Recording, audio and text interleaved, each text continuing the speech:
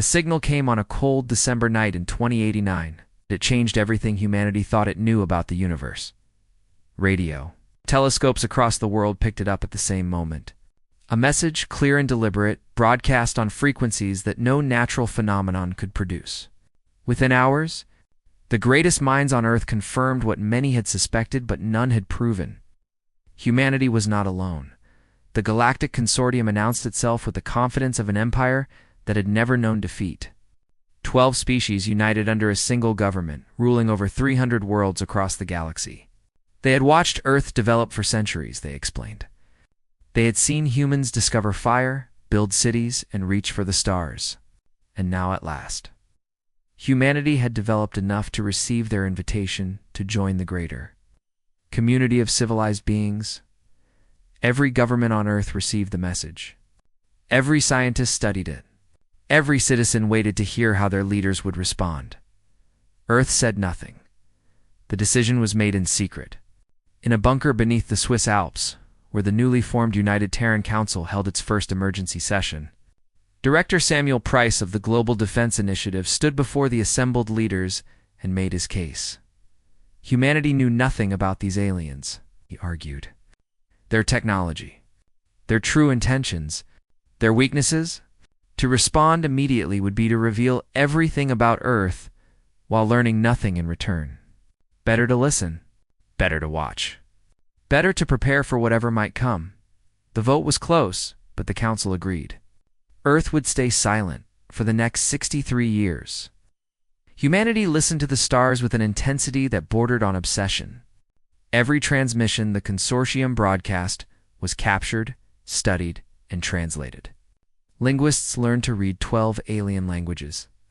Scientists mapped the technology behind consortium ships, weapons, and communications. Military planners identified strategic vulnerabilities that the aliens themselves had probably forgotten existed. And all the while, humanity built deep beneath the surface of Mars, in shipyards that no consortium probe ever detected. The first vessels of the Terran Defense Fleet took shape. They were small at first, experimental craft designed to test theories developed from stolen knowledge. But each generation improved on the last.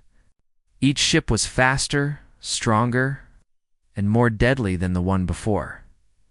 Admiral Catherine Cole remembered the day she first set foot on a human starship. She had been a young officer then, selected for a program so secret that even her family believed she had died in a training accident. The ship was crewed by the standards that would come later, barely capable of reaching the outer planets. But standing on its bridge, looking out at the stars, she understood what humanity was building, not just ships.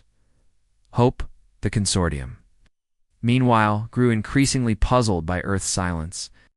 They sent probes that humans allowed to scan the surface, showing only what humanity wanted them to see. They sent signals demanding response, which went unanswered.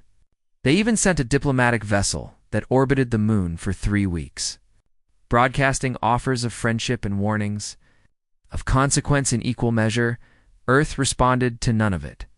In the halls of the consortium, humanity became a subject of amusement and contempt.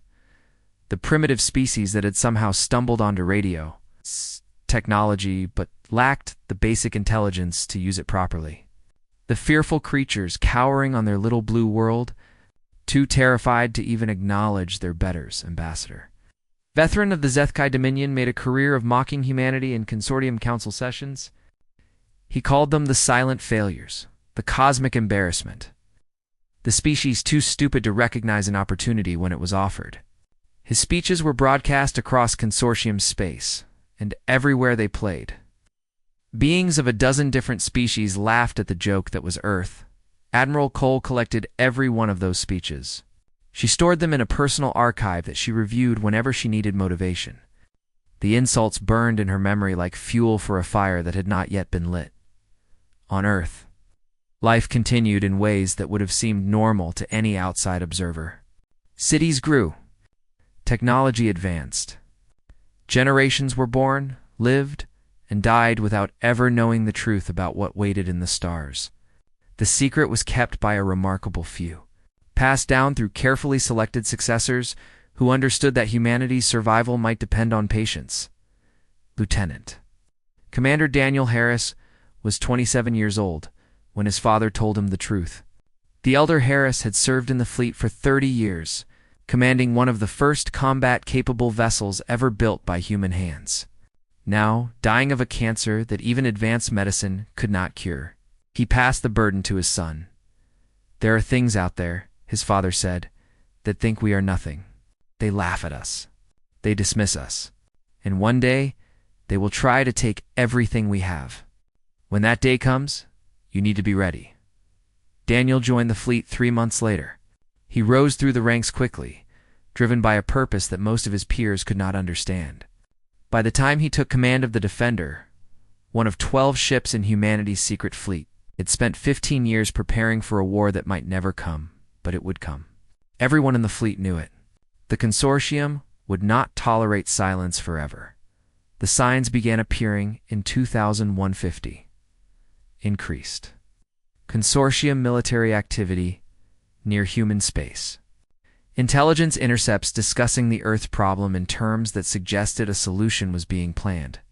Diplomatic communications that referenced humanity with a new tone, not of amusement, but of irritation. Admiral Cole called her captains together for the first time in the fleet's history.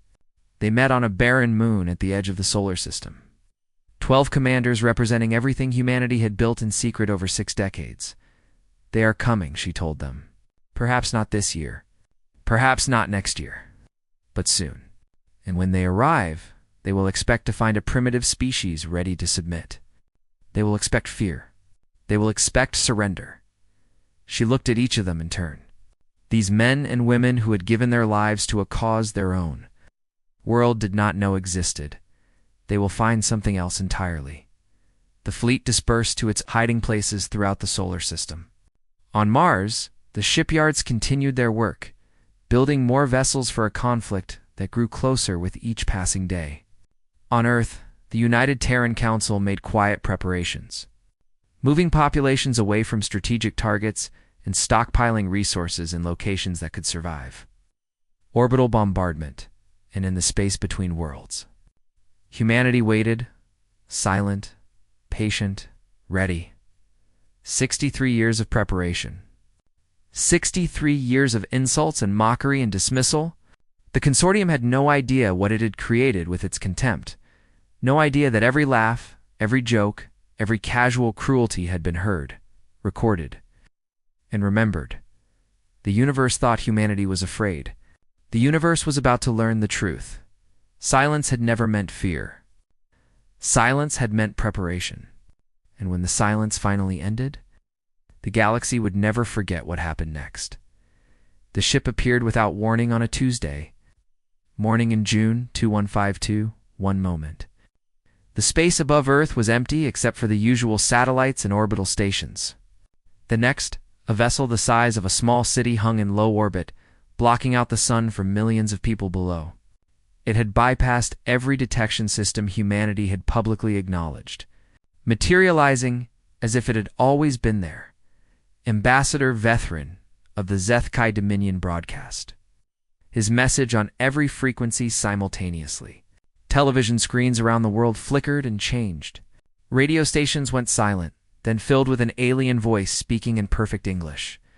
Even personal devices, phones and tablets and computers, carried the transmission to every corner of human civilization. "The people of Earth," the ambassador began. "Your long silence has been noted and judged. Under the laws of the Galactic Consortium, a species that fails to establish diplomatic relations within 100 standard cycles forfeits its right to self-governance. You have failed. Earth is now claimed. In homes and offices, in schools and hospitals, in every place where humans gathered, the world stopped moving.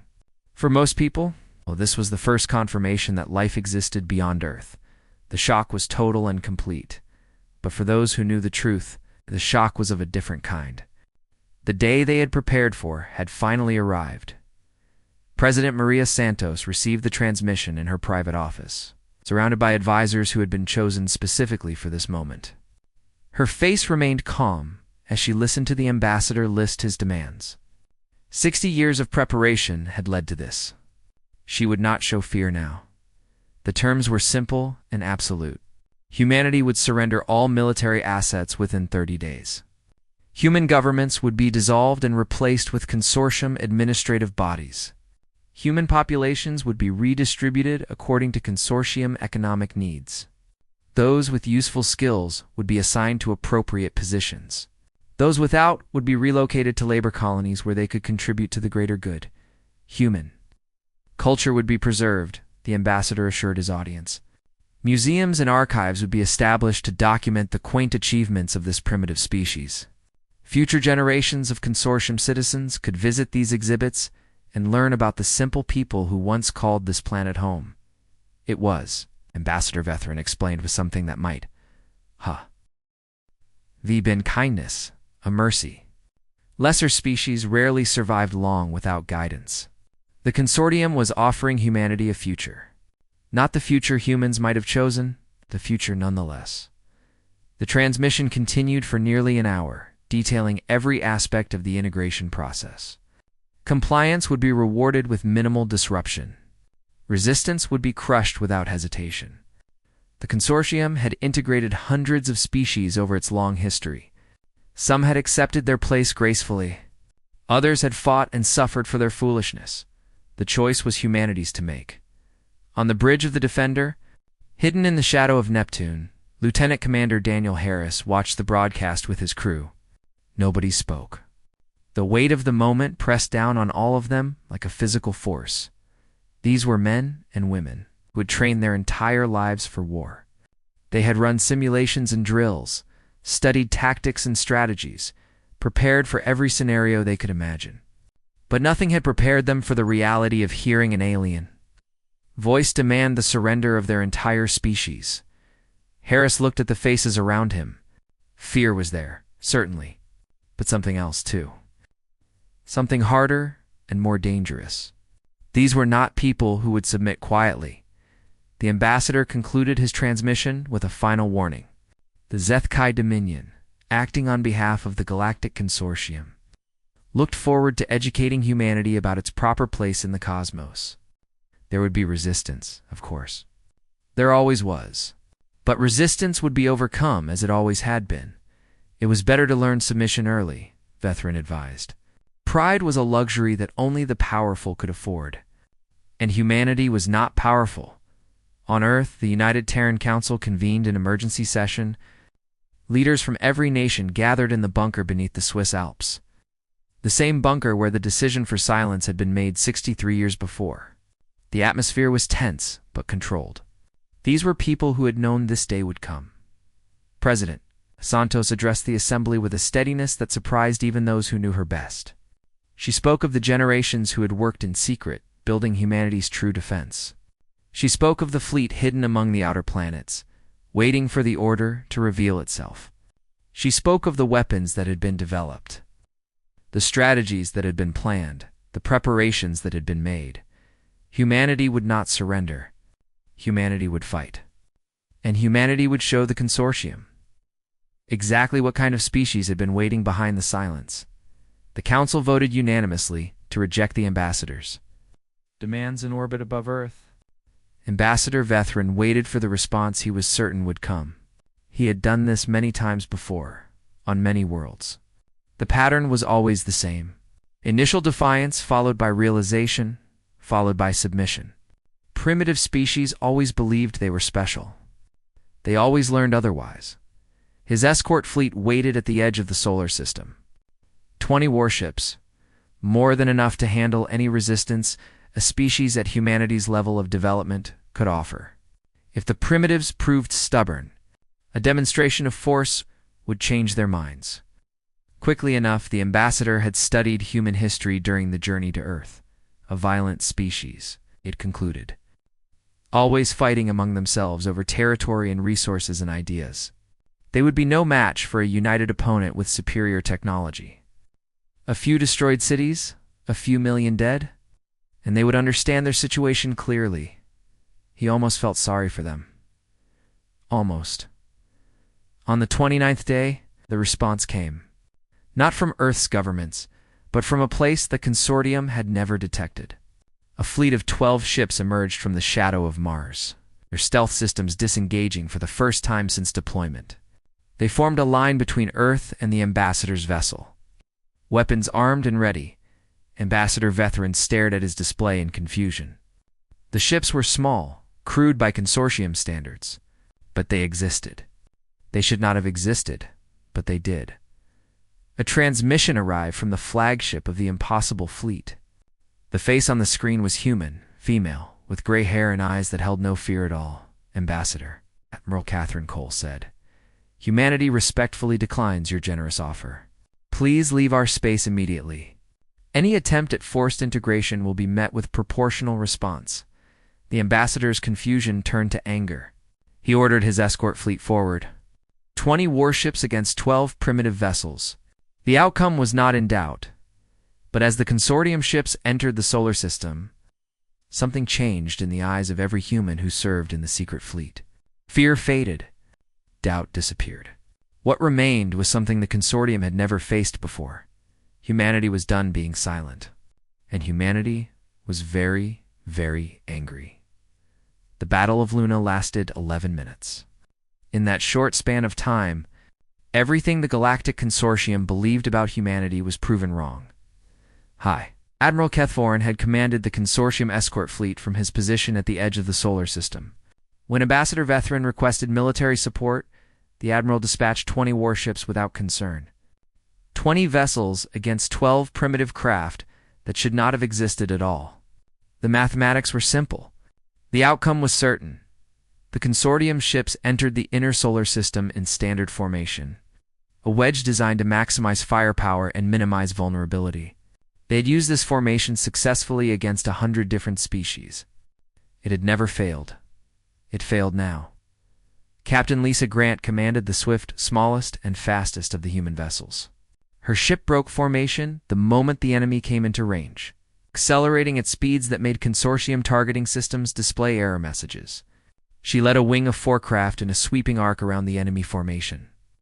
Drawing fire that never came close to hitting its targets, consortium weapons were designed for predictable opponents. Ships that moved in straight lines that responded to threats in expected ways, that followed the rules of engagement that every civilized species understood. Human ships followed no such rules. The Swift danced through the enemy formation like a spark in a powder magazine. Grant fired as she moved, her weapons locking onto targets for fractions of a second before releasing their payloads. Consortium shields, designed to deflect sustained energy weapon attacks, had no answer for missiles that detonated on contact. The first consortium cruiser died before its captain even understood what was happening. Explosions tore through its hull in a dozen places, each one targeting a critical system that human intelligence had identified years before. The ship went dark, tumbling slowly in the void, its crew still alive but completely helpless. Admiral Catherine Cole watched from the bridge of the Valar, coordinating the attack with a calm that surprised even herself. 60 years of preparation had come down to this moment. 60 years of studying the enemy, learning their weaknesses, building weapons designed specifically to exploit those weaknesses. The theory had always been sound. Now, at last, the theory became reality. Human ships were smaller than their consortium counterparts, but size meant nothing in space combat. What mattered was speed, agility, and the ability to strike without warning. Human vessels had all three in abundance. Lieutenant Commander Daniel Harris brought the Defender into the heart of the enemy formation, his ship's weapons firing continuously. Around him, consortium vessels tried to reorient, to bring their guns to bear on targets that refused to stay still. They failed again and again. The Defender took damage. All the human ships took damage. But consortium weapons, optimized for sustained fire against slow-moving targets, could not land the killing blows they needed. Human ships absorbed hits that should have crippled them and kept fighting, their crews refusing to acknowledge what should have been impossible. Harris felt the Defender shudder as another consortium beam scored his hull. Damage reports flooded his display. A section of the ship had lost atmosphere. 3 crew members were dead. But the ship was still moving, still fighting. and that was all that mattered.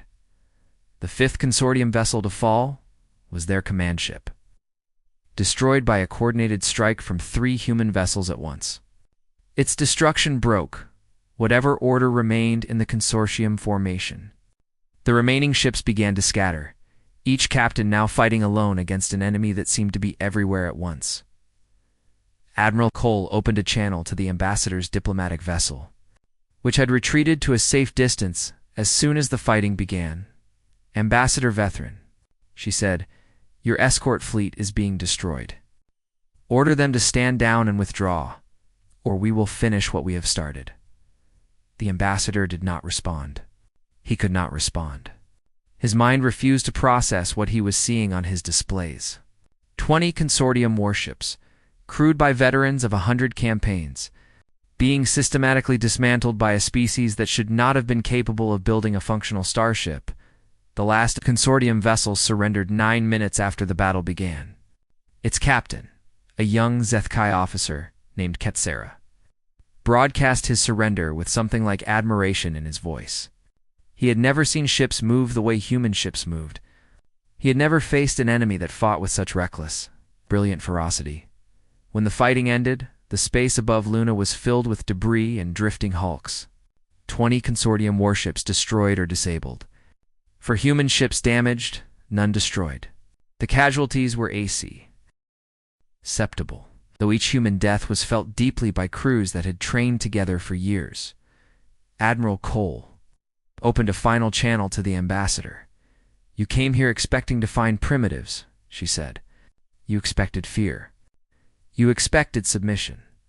You found neither. Humanity does not submit. Humanity does not surrender. And humanity does not forgive those who threaten its home." The ambassador's ship fled at maximum speed, its engines straining to escape the solar system as quickly as possible. Behind it, the wreckage of his escort fleet served as a warning to any who might follow. On Earth, the battle was broadcast to a population that still struggled to understand what was happening. Most had learned of alien life only days before. Now they watched as their own ships they had not known existed, defended their planet against invasion. President Maria Santos addressed the world from the steps of the United Nations building in New York. Behind her, the sky was clear and blue, unmarked by any evidence of the battle that had raged above the moon. "For 63 years, she told her people, we prepared for this day. We knew that silence would not last forever. We knew that eventually we would be forced to reveal ourselves. We hoped that day would come on our terms, through peaceful contact and mutual respect. That hope has been denied." She paused, looking into cameras that carried her words to every corner of the planet. "But let the galaxy understand this. Humanity is not afraid. We have spent our entire history fighting for our survival, our freedom, and our future. We will not stop now. The consortium has made its demands. Humanity has given its answer. And if they choose to continue this conflict, they will learn exactly what kind of species has been waiting behind the silence." The broadcast ended. Around the world, people who had lived their entire lives believing they were alone in the universe tried to process a new reality. There would be fear. There would be confusion. There would be those who wished humanity had chosen submission over war. But there was something else, too. Something that spread through the population. It's like fire through dry grass. Pride, defiance, the stubborn refusal to accept a fate imposed by others. Humanity had been tested. Humanity had not been found wanting. And now, for the first time in history, every human alive understood that they faced the future together. The war had only begun. But in the space above Luna, among the wreckage of a fleet that had expected easy victory, a message had been sent that the entire galaxy would eventually receive. Humanity was no longer silent, and humanity was not to be dismissed. The Galactic Consortium did not take the defeat at Luna. High Admiral Kethforin received the news aboard his flagship. The eternal victory and his rage was terrible to witness. 20 warships destroyed by a species that should have been incapable of resistance. An ambassador humiliated. The reputation of the Zethkai Dominion the most powerful military force in the consortium, damaged in ways that would take generations to repair. He demanded a proper invasion fleet. The Consortium Council, shocked by the unexpected defeat, granted his request without debate. 300 ships from 6 member species assembled at the edge of human space, the largest military force deployed in 300 years. This time, there would be no mistakes. On Earth, President Maria Santos watched the fleet gather through intelligence provided by hidden observation posts scattered throughout the outer solar system. 300 ships, perhaps more coming. Against humanity's 12 damaged vessels and whatever reinforcements the secret shipyards could produce. The mathematics were not encouraging. She called an emergency session of the United Terran Council. But this time, she addressed not just the leaders, but the entire population of Earth. The secret was no longer necessary. Humanity needed to understand what it faced. "We are outnumbered," she admitted. "Our fleet is small. Our experience is limited. By any conventional measure, we cannot win this war." She paused, letting the weight of her words settle over the billions watching. But conventional measures have never defined humanity. We have faced extinction before, from ice ages and plagues and wars of our own making. Each time, we survived. Each time, we grew stronger. We did not survive by accepting defeat. We survived by refusing to quit. The response surprised even her. Rather than despair, humanity mobilized. Factories that had produced consumer goods converted to military production. Scientists who had worked on civilian projects joined defense initiatives. Volunteers flooded recruitment centers, demanding the chance to serve however they could. Admiral Catherine Cole deployed her fleet to defensive positions throughout the solar system. 12 ships could not stop 300, but they could make the enemy pay for every kilometer of space they claimed. Hit-and-run tactics. Ambushes at jump points. Attacks on supply lines. The goal was not victory, but survival. It was buying time for humanity to build more ships and develop new weapons. The first clash came at the orbit of Neptune. The Consortium Advance Force, 50 ships sent ahead to secure the outer planets, countered resistance they had not expected. Captain Lisa Grant, now commanding the newly commissioned Vengeance, led a strike group that destroyed 7 enemy vessels before vanishing into the darkness between worlds. High Admiral Kethforin was forced to slow his advance, deploying ships to guard supply lines that came under constant attack. Progress that should have taken days stretched into weeks. Each day gave humanity more time to prepare. Sergeant Marcus Perry commanded a Marine unit aboard. The frigate Dawn's Light when it intercepted the Consortium intelligence vessel Bright Dawn. The enemy ship was small and lightly armed, but the information it carried was worth more than a dozen warships. Perry led 20 Marines in a boarding action that military historians would study for centuries. They breached the enemy hull in 3 places simultaneously. Overwhelming defenders who had never faced human close combat tactics. Consortium soldiers were trained for the measured, ritualistic combat that characterized warfare between civilized species. They were not prepared for humans who fought with controlled fury, who accepted wounds that should have been debilitating and kept fighting. The ship's computer core was secured within 17 minutes. Perry lost 4 Marines in the assault. He would carry their names in his memory for the rest of his life. The intelligence recovered from the Bright Dawn changed humanity's understanding of the war. The Consortium was not as united as it appeared. 3 member species had voted against the Earth campaign, arguing that humanity's unexpected resistance proved they deserved consideration as equals rather than conquest as inferiors.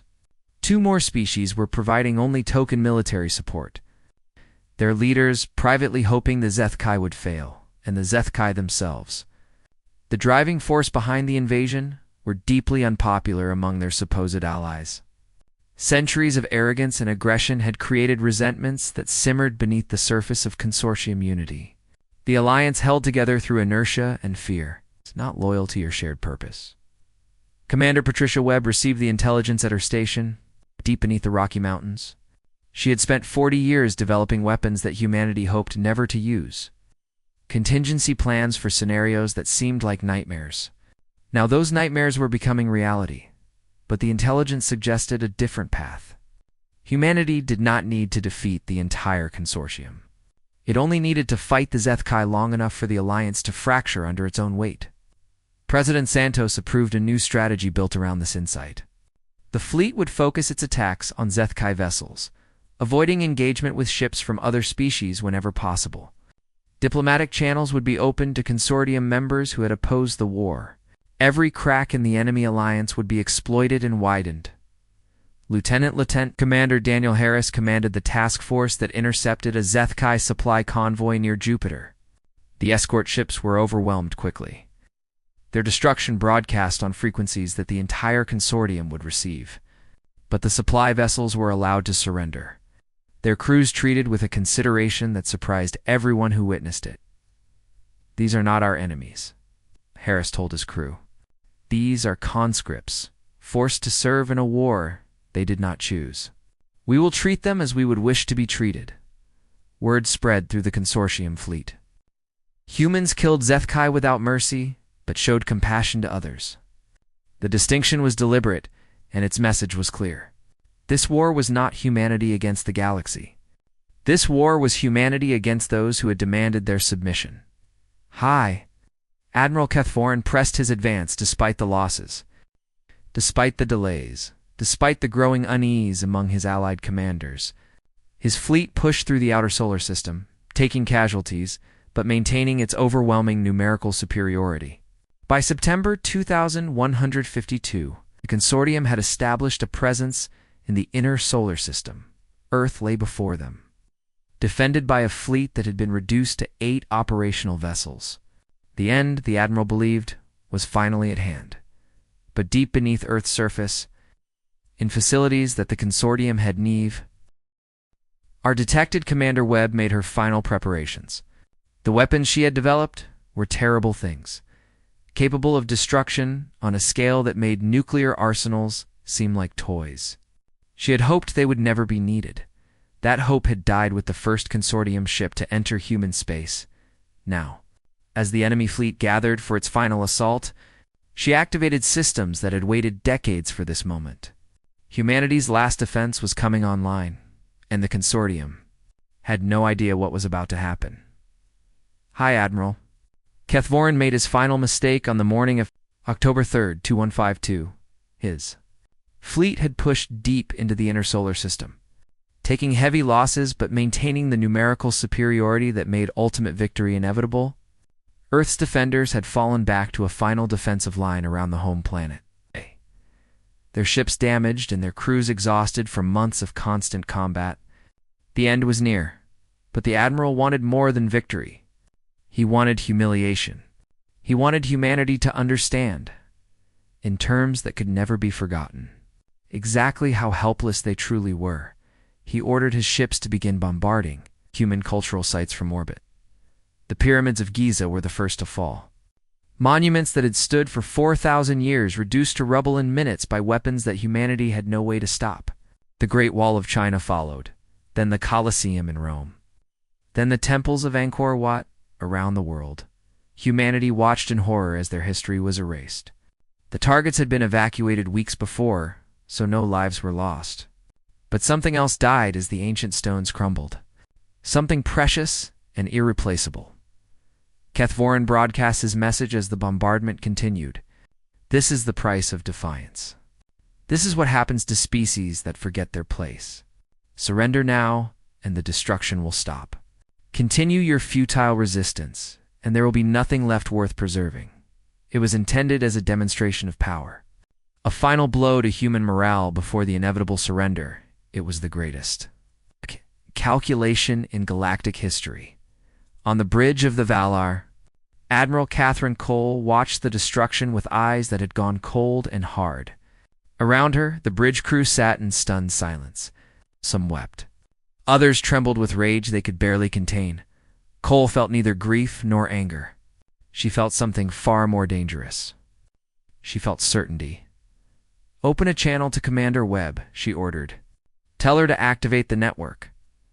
Across the solar system, Hidden facilities that had waited decades for this moment came online. On moons and asteroids, in the depths of gas giants, and the cold darkness between planets, installations revealed themselves that the consortium had never detected. Each facility housed a component of the Cascade Array, humanity's final defense. Individually, each installation could generate an energy pulse capable of destabilizing the power core of any ship within range, together networked into a single weapon system. They represented destruction on a scale that even the consortium had never imagined. Commander Patricia Webb sat at her control station deep beneath the Rocky Mountains, her fingers hovering over the activation sequence. She had built this weapon hoping it would never be used. She had designed it to be terrible enough that no enemy would risk testing it. That hope was gone now.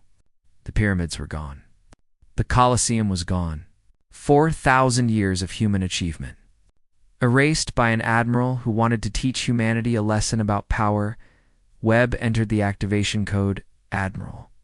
Cole opened a channel that reached every consortium ship in the solar system. "Hi, Admiral Keth, she said, her voice carrying the weight of everything humanity had endured. "You have destroyed monuments that my people built 3,000 years before your species learned to use fire. You have demonstrated that the consortium respects nothing but power." She paused, and when she spoke again, her voice held something that made even her own crew shiver. "Very well. We will demonstrate power." The first pulse hit the consortium fleet without warning. 30 ships went dark simultaneously, their power cores destabilized by an energy weapon they had never conceived of. The vessels were not destroyed. Their crews remained alive. But every system aboard those ships shut down completely. Leaving them drifting helplessly in the void, Keth Voren watched his fleet display flicker as ship after ship went silent. Confusion replaced arrogance. Fear replaced confusion.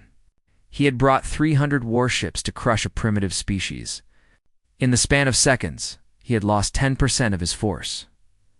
"We could destroy your entire fleet," Cole continued. "We could reduce every ship you command to debris scattered across the solar system. We have the capability.